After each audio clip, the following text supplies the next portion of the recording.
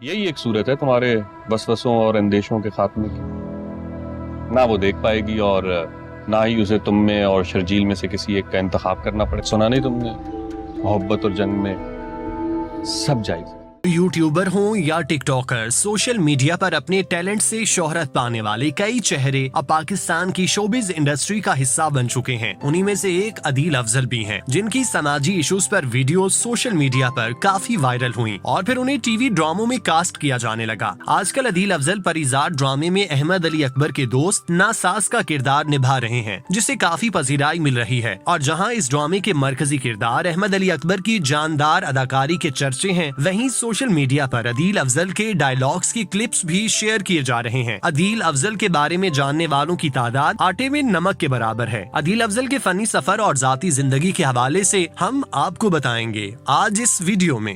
ये तुम्हारी दुश्मन है जहाँ नाहिद की बहन है, माजिद की नौकरी की बात कर रही थी। हाँ, आशिक को रकीब के लिए इतना आला ज़र्फ नहीं होना चाहिए, ये इश्क की तौहीन के जुमरे में आता है। अदील अफजल सूबा बलोचिस्तान के दारुल हुकूमत क्वेटा में पैदा हुए। उन्होंने इब्तदाई तालीम क्वेटा से हासिल की। साइंस मज़ामीन के साथ मैट्रिक और इंटर करने के बाद उन्होंने बैचलर में दाखिला लिया। अदील अफजल के खानदान में से कोई शोबिस का हिस्सा नहीं था और न ही अदील अफजल का शोबिस में जाने का कोई इरादा था। अदील अफजल की परवरिश उन हालात में हुई थी जिनके बायस उनकी सोच और जहन की तश्कील कुछ इस अंदाज में हुई कि उन्होंने गैर रिवायती अंदाज में सोचना शुरू कर दिया। उन्हें शुरू से ही अपनी बात का इजहार करने की आदत थी। इसी वजह से वो स्कूल और कॉलेज में तकरीरें भी करते थे जो सुनने वालों पर खूब असर करती थीं। अदील की तकारीर इस कदर पसंद की जाती थी, अगर स्कूल और कॉलेज में कोई लेक्चर फ्री होता या फिर टीचर का पढ़ाने का मूड ना होता तो वो अदील अफजल को सामने बुलाकर तकरीर करने का कहते, जिससे पूरी क्लास महजूज होती। यूनिवर्सिटी में पहुंचने के बाद अदील अफजल उन लोगों में शामिल हुए जो अदब से ताल्लुक रखते थे, लिहाजा उन्हें इस माहौल में खुद को पहचानने का मौका मिला। अदील अफजल पब्लिक एडमिनिस्ट्रेशन में मास्टर्स कर रहे थे, लेकिन उनकी पसंद और ज़ौक को देखते हुए क्लास टीचर्स और दोस्त उन्हें कहा करते थे कि अदील, तुमने गलत मज़ामीन में दाखिला ले लिया, आपको फाइन आर्ट्स में दाखिला लेना चाहिए। यूनिवर्सिटी में दौरान तालीम उनके दोस्त ने उन्हें रेडियो में काम करने का मशवरा दिया, जिस पर अदील अफजल रजामंद नहीं हुए। इस मौके पर यूनिवर्सिटी के एक प्रोफेसर ने उन्हें अपने रेफरेंस से रेडियो सेंटर क्वेटा भेजा, जहाँ उन्होंने तारुफ देते हुए कहा कि उन्हें फलां प्रोफेसर साहब ने भेजा है, जिस पर रेडियो सेंटर में मौजूद एक साहब ने उन्हें नसीहत की कि लोग रेडियो में काम करना चाहते हैं, वो खुद ब खुद यहाँ पहुँच जाते हैं, उन्हें किसी रेफरेंस की जरूरत नहीं होती।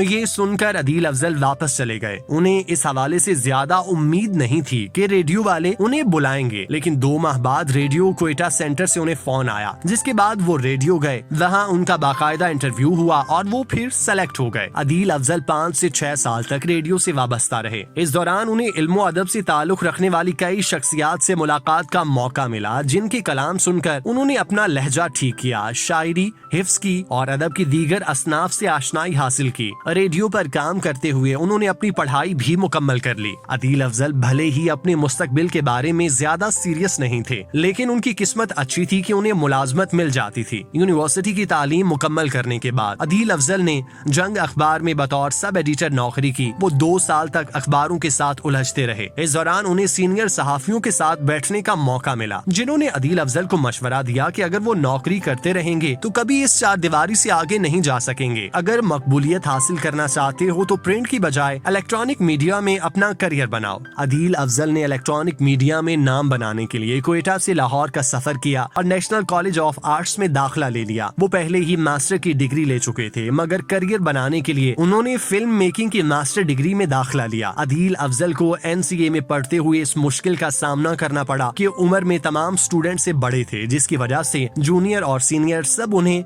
अदील भाई कहकर पुकारते थे। NCA से डिग्री मुकम्मल करने के बाद अदील अफजल मुख्तलिफ कंपनियों में मुलाजमत करते रहे। चूँकि उन्हें लिखने का शौक था, लिहाजा इसी शौक को आगे बढ़ाते हुए उन्होंने लोगों के लिए ड्रामे लिखना शुरू किए। इसके साथ साथ वो इश्तिहारात और कंटेंट भी लिखते थे, जिससे उनकी आमदनी हो जाती थी, लेकिन उनके लिए लाहौर में रहते हुए गुजारा करना मुश्किल हो रहा था, क्योंकि वो किराए के घर में रहते थे। उन्हें लाहौर में रहते हुए अपना करियर बनाना था, लिहाजा वो यहाँ वहाँ हाथ पांव मारने लगे, लेकिन जब उन्हें हालात खराब दिखाई दिए तो वापस अपने घर क्वेटा चले गए। अदील अफजल को अपने मुस्तकबिल के हवाले से इसीलिए ज्यादा परेशानी नहीं थी क्योंकि उनके घर वाले माली तौर पर खुद मुख्तार थे। उनके वालिद मुलाजमत कर रहे थे, जिसकी वजह से वो अदील पर मुनहसर नहीं थे। अदील के वालिद ने उन्हें सिर्फ ये नसीहत की कि जो भी करो अपने लिए करना, हमारे लिए मत करना, क्योंकि हम तुम्हारी आस में नहीं बैठे हुए। 2016 में अदील अफजल ने आखिरी ट्राई करने के लिए लाहौर का रुख किया। इस दौरान उनकी मुलाकात एक दोस्त से हुई जो उन्हें मशहूर कंटेंट क्रिएटर वेबसाइट मैंगो बास के पास ले गया, जहां वो मुख्तलिफ इकसाम का कंटेंट लिखने लगे और कैमरे के सामने भी नजर आने लगे। इस कंपनी में उनकी मुलाकात दीगर लोगों से हुई जिनसे उनकी दोस्ती हो गई। अदील अफजल के ख्यालात चूंकि मुनफरिद और दूसरों से अलग होते थे, तो उनका दोस्त उनकी बातों से बहुत मुतासिर होता था। जबकि अदील अपने दोस्तों के साथ ऑफिस की छत पर सिगरेट पीने जाते तो उनका दोस्त उन्हें कहता कि तुम जो बोल रहे हो वो बोलते रहो, मैं इसकी वीडियो बनाकर यूट्यूब पर अपलोड करूंगा। अदील के ख्यालात जब यूट्यूब पर अपलोड होने लगे तो आवाम की बड़ी तादाद ने न सिर्फ उन्हें सुना बल्कि पसंद भी किया, जिसकी वजह से उनकी फैन फॉलोइंग में इजाफा हो गया। उनकी हर वीडियोस पर हजारों की तादाद में लाइक्स और कमेंट्स आने लगे। यूं अदील अफजल इंटरनेट पर सेलिब्रिटी के तौर पर अपनी पहचान बनाने में कामयाब हो गए। अदील अफजल की वीडियोस जब तवातर से इंटरनेट पर देखी जाने लगी तो एक दिन उन्हें हम टीवी से किसी का फोन आया जिसने उन्हें बताया कि हम एक ड्रामे की शूटिंग का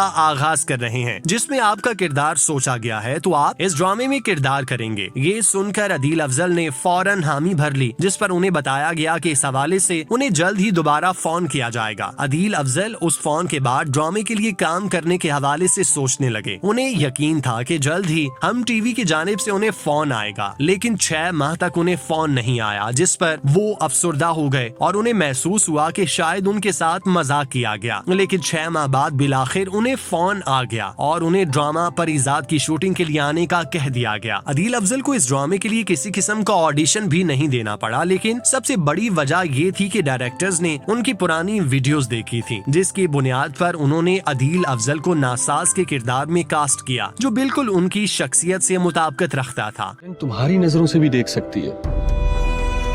तुम क्या इस दुनिया में सिर्फ दूसरों के ख्वाब पूरे करने आए हो? जो भी करो, लेकिन अपना ये ख्वाब टूटने मत देना पड़ेगा।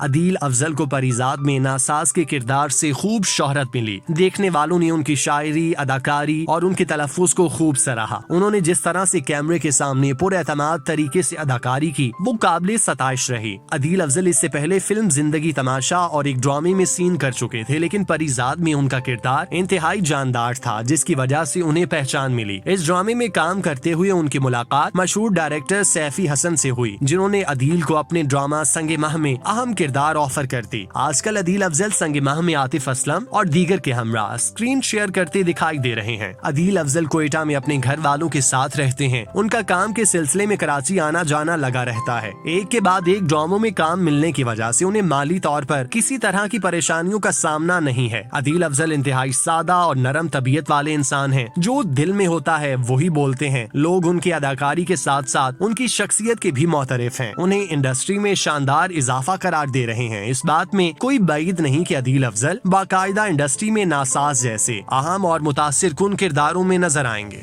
अच्छा, तो ये है तुम्हारी परेशानी की असल वजह। किसी ने सही कहा है, अभी इश्क के इम्तहान और भी हैं।